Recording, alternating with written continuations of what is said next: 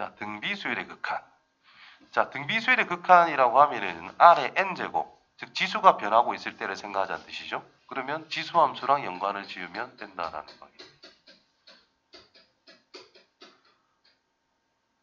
자, 등비수열 자체는 밑이 음수일 수도 있습니다. 그죠?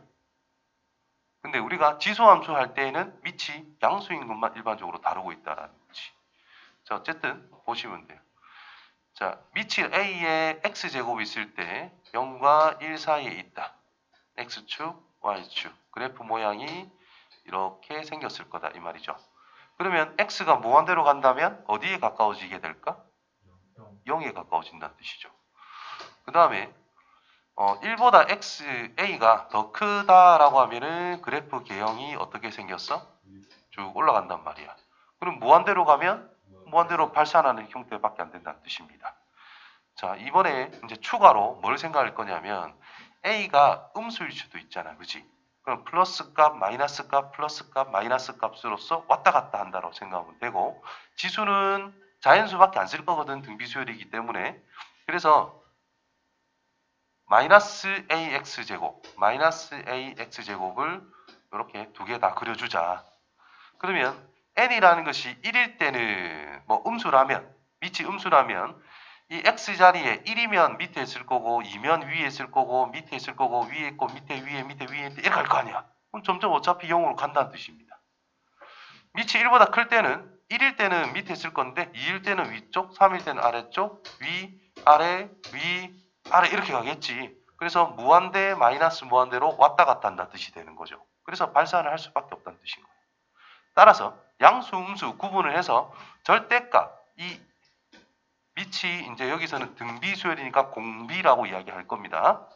그래서 이 공비라고 하는 녀석이 절대값이 1보다 크다면 어때? 무조건 R의 n제곱이라는 것은 발산할 수밖에 없다는 뜻입니다. 플러스 마이너스 무한대로. 절대값 R이라고 하는 것이 1보다 작다면은 지금 이런 형태를 가져간다는 뜻이기 때문에 0으로 수렴할 수 있다는 뜻이 되겠죠. 그 다음에 R이 1이면 어때요? 거듭 제곱해봤자 무조건 1로 고정이 돼버린다는 뜻이고 R이 마이너스 1이면 어때요? 1, 마이너스 1, 풀마 1 왔다 갔다 하겠지. 플러스 마이너스 1 진동을 하게 된다라는 뜻이 됩니다. 무슨 말인지 이해되겠어요? 그래서 공비가 마이너스 1일 때는 홀수 번째와 짝수 번째를 구분해서 우리가 좀 조사할 필요가 있다라는 뜻인 거예요. 홀수 번째는 무조건 마이너스 1이란 뜻이고 짝수 번째는 1이란 뜻인 거니까 연산을 통한 결과가 만약에 똑같다면 요거는 수렴한다라고 말할 수 있는 거거든요. 그래서 공비가 마이너스 1일 때는 좀 홀짝 구분해서 조사를 해보고 1일 때 따로 조사를 하시고 절대값이 1보다 작을 때는 0으로 수렴한다는 것을 이용하고 절대값이 1보다 클 때는 무한대 또는 마이너스 무한대이기 때문에 무한대분의 무한대꼴 이런 것들을 활용할 수가 있다는 뜻이 됩니다. 아시겠어요? 넘어가 볼까? 이런 것들은 여기 중요한 말 중에 하나 좀 외워야 되는 것 중에 하나죠. A, R, n제곱이라는 n 빼기 1제곱이라고 하는 등비수열이 있어. 저는 그냥 AR에 n제곱이라 썼네. 자, 1항이라는 것이 0이라면 공비가 뭐가 되든지 간에 무조건 0이잖아요.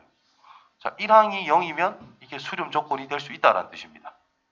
그 다음에 공비가 어떨 때도 수렴하려면 1이거나 마이너스 1보다 크고 1보다 작을 때 R이 1일 때로 구분을 해서 기억합시다. 기본 조건은 마이너스 R이 마이너스 1보다 크거나 같고 1보다 작거나 같다. 이 두 개가 등비수열의 수렴 조건이 될 것인데 이 두 개로 구분해서 기억을 하도록 합시다. 자, 이때는요. 0으로 수렴하고 이때는 1로 수렴하고 있다라는 거. 구분해서 기억하자. 나중에 급수를 할 때 일반항이 0으로 수렴해야만 급수가 수렴할 가능성이 존재하거든. 일반항이 0으로 수렴을 안 하면 급수는 무조건 발산이단 말이에요.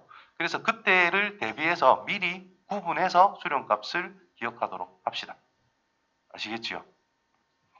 그래서 등비수열의 수렴 조건 여기 마이너스 1제곱이라는 게 좀 생략이 됐다는 뜻이에요. 첫째 항이 0이거나 공비가 마이너스 1보다는 크고 1보다는 작거나 같다.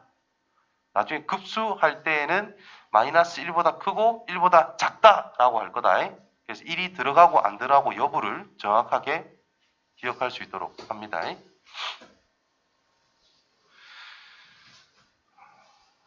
우리는 넘어가도 될 것 같고 설명 다 했으니까 1번 수렴 발산 공비가 1보다 크잖아요.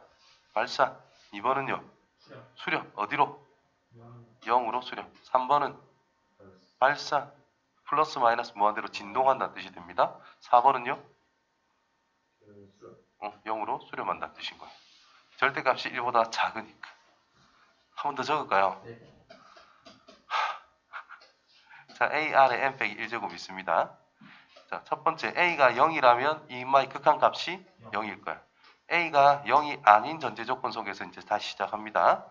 공비가 절대값이 1보다 크다면 무조건 무한대 또는 마이너스 무한대로 발산한다.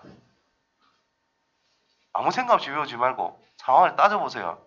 절대값이 1보다 큰 걸 여러 번 곱한다는 뜻은 숫자가 계속해서 절대값이 커진다는 뜻이잖아. 계속 커질 거다 이 말이야. 절대값은. 작으면 절대값이 계속 작아진다는 뜻이겠죠. 거듭해서 곱할수록. 그러니까 점점 0에 가까워질 것이다. 공비가 1이라면 1은 곱해도 안 변해요. 그럼 첫째 항으로 일정하다라는 뜻이 되겠죠. 공비가 마이너스 1이라면 a가 되거나 마이너스 a가 되거나 왔다 갔다 할 수밖에 없다.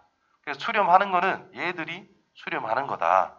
그래서 수렴 조건이 마이너스 1보다 r이 큰데 1보다는 작거나 같다. 이렇게 된다라는 거죠. 또는 첫째 항이 0일 때. 됐지요? 됐지요?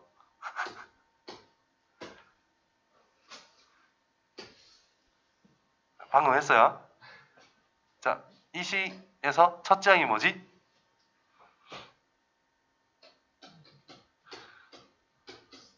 1입니다. 그죠? 공비는 2x 더하기 1이 공비가 됩니다. 수렴 조건 뭐라고?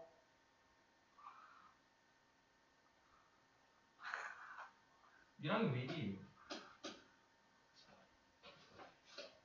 a 곱하기 r의 n 빼기 1제곱이 등비수열의 일반항이에요.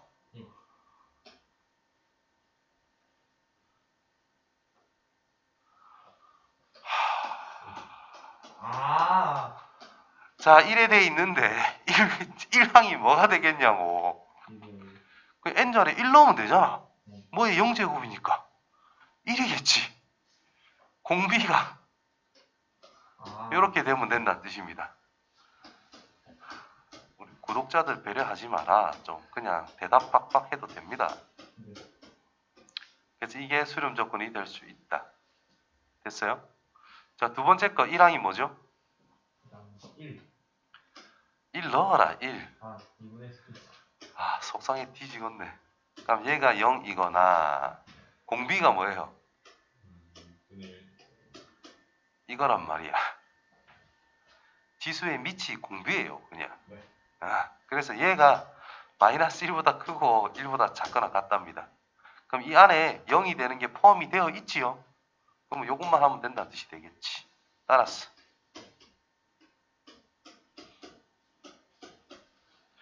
뭐야? 1, x, 5 이렇게 마무리가 되겠네요.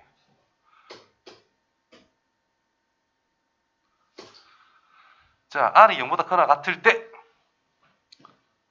수렴, 발산, 조사하고 수렴한 극한값을 조사해라. 중요하네요. 알아서 r이라는 것을 구분을 해서 뭐 하나하나 다 따져봐라 이런 뜻인 거예요. 자, r이 아니지. 자, 등비수열이니까 1항이 뭐예요 지금? 등비수열이 좀 복합되어 있는 거지, 그죠? 그래서 n에다 1 넣은 값이 1항이야. 1 더하기 r분의 r이 1항이야. 1항? 그렇지. 그렇지. 그러면은 잠깐 다시. 이게 아니지. 내가 무슨 짓을 하노? 다시 중요합니다. 자, 0보다는 기본적으로 R이 크거나 같다 그랬죠? 그럼 얘가 1보다 작다면은 R의 N제곱이 뭐가 돼?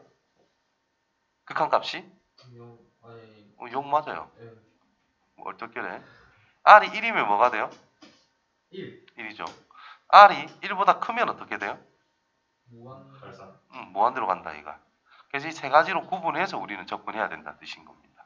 그럼 이제 리미트 n이 무한대로 갈 때 1 플러스 r의 n제곱 분의 r의 n제곱에 대해서 조사를 할 겁니다. 자, 첫 번째 거. 자, 얘가 수렴해 안 해? 0으로 수렴한다며? 얘도 수렴한다며? 그러면 넣어도 되잖아. 예. 그러니까 뭐예요? 극한값이 0이지. 됐나? 그 다음에 1이라면 R이 1이라면 1 더하기 1분의 1이다 이 말 아니겠어요? 그러니까 2분의 1로 고정이 된다는 뜻인 거야. 자, R이 무한대로 간다면 발산하면 함부로 쓰면 돼 안 돼? 안 돼. 그럼 저거는 뭐하고 똑같은 거냐 하면은 우리가 리미트 n이 무한대로 갈 때 n분의 1이라는 것이 0이다. 맞지요? 그럼 똑같이 리미트 n이 무한대로 갈 때 2의 n제곱분의 1 하면 뭐겠어? 얘가 무한대로 가잖아. 무한대분의 1꼴이니까 0이 된다는 의미가 되겠지. 그죠? 그러니까 이런 꼴로 유도를 해서 우리가 접근해야 된다는 뜻인 거예요. 그래서 앞에 배웠던 것 중에 가장 기초적인 내용으로 우리가 다시 접근을 하면은 n제곱 더하기 1분의 n 2n제곱 플러스 3n 빼기 5라는 것이 있어. 극한값을 구하기 위한 가장 근본은 뭐였어? 가장 높은 차수로 나누자였잖아. 그래서 1 더하기 n제곱분의 1 분의 2 더하기 n분의 3 더하기 n제곱분의 5 빼기네요. 그래서 이놈들이 또 이놈이 전부 다 수렴한다. 그래서 빵빵빵 해서 2분의 1이 나오는 거지. 그것처럼 여기서도 무한대로 가는 거는 분자분모에 똑같이 나눠주면 된다는 뜻인 거예요. 오케이? 그래서 요 녀석을 변형을 하면은 리미트 n이 무한대로 갈 때 r의 n 제곱으로 나누면 이렇게 되겠지. 그러면 무한대로 가는 거 분의 1이니까 얘가 0으로 수렴할 수밖에 없다. 따라서 결과가 1이 된다는 뜻인 거예요.